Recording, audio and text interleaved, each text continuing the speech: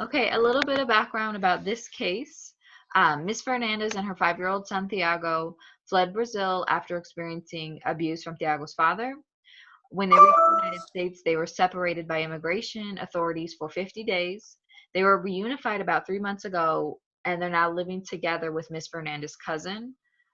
Ms. Fernandez initially presented at the clinic with concerns about her son's behavior following their separation.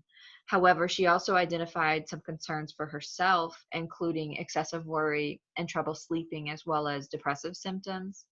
Following the intake, Ms. Fernandez began meeting individually with a social worker to discuss the concern she has for herself.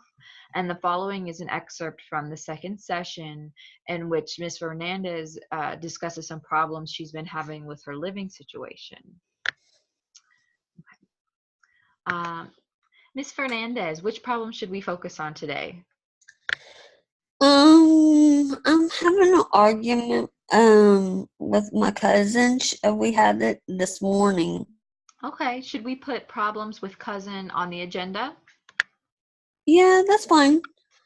And any other problems you want to discuss? Well, my son's been getting in trouble at school again. Okay, should we also put son's behavior at school on the agenda? Yes, that's fine too. Okay, so we'll talk about the problem with your cousin and your son's behavior at school.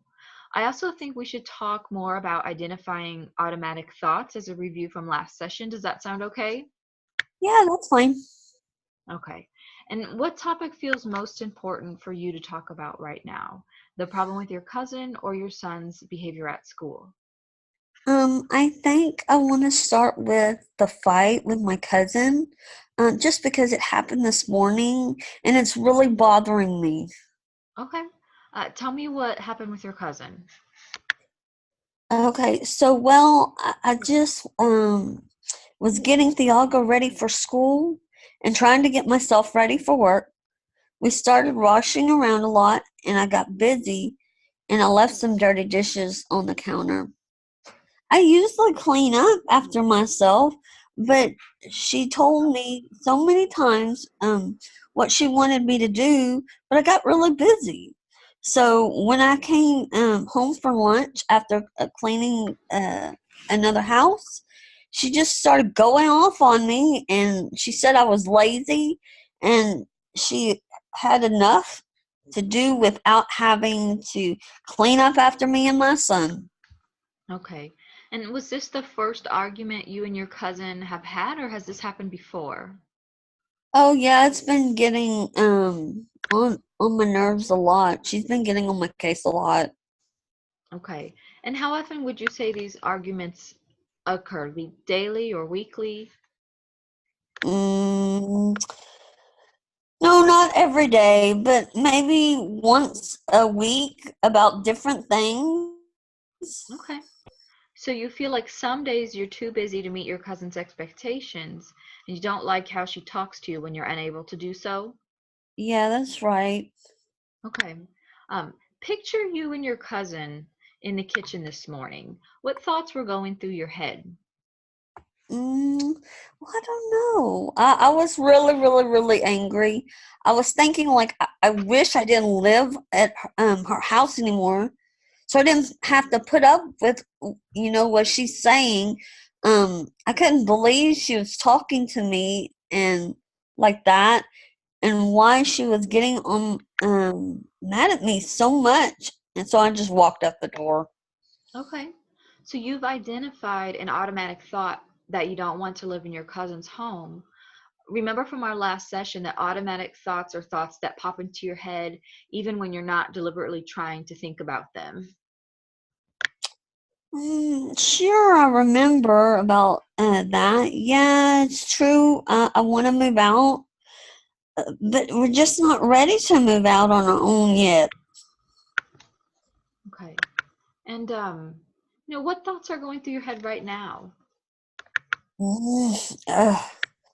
I'm thinking about how she talked to me this morning and how angry I still feel. I'm so frustrated I can't tell her what I really think. since I'm living in her house, she holds everything over my head. I always have to hold my tongue, and I just have to take it. And how are these thoughts making you feel? Well, like I said, angry. But also like I can't see, like I can't see where she's not seeing that I'm trying my best. No matter what I do, it's not good enough. She always thinks of me as a burden. I feel like she just doesn't want us around anymore, or she's tired of picking up after us, and she picks on us for doing stupid little things, and we get in a fight. Okay. So you've identified a few more automatic thoughts. You don't believe that your efforts are meeting your cousin's expectations, and you believe your cousin wants you to move out? Yeah, that's right. Okay. Can you think of any other evidence that she doesn't want you living in her home anymore? Well, she just gets on my case like this morning and last week with laundry. Okay. Are there any times that your cousin makes you feel welcome or like she does want you to live in the house? Well, yeah, when I first got there, she was excited to see me. She even took me shopping, and every time we ran into anyone, like her friends, her church, or neighbors, she would introduce me as her favorite cousin. I felt like she really wanted me there. Okay. And is there any other evidence that she still wants you living with her? Maybe something that's happened since the last session? She always cooks dinner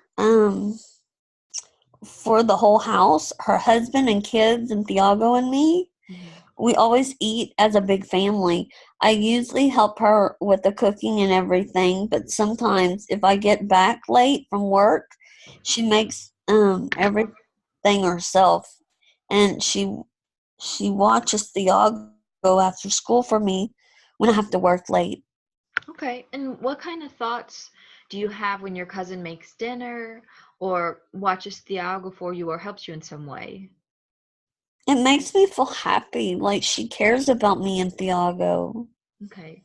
So you've had a little practice with identifying automatic thoughts. Did you recognize the automatic thought that just popped into your head and that you expressed to me? Like she cares about us. Yeah. So you're doing well and starting to recognize these thoughts.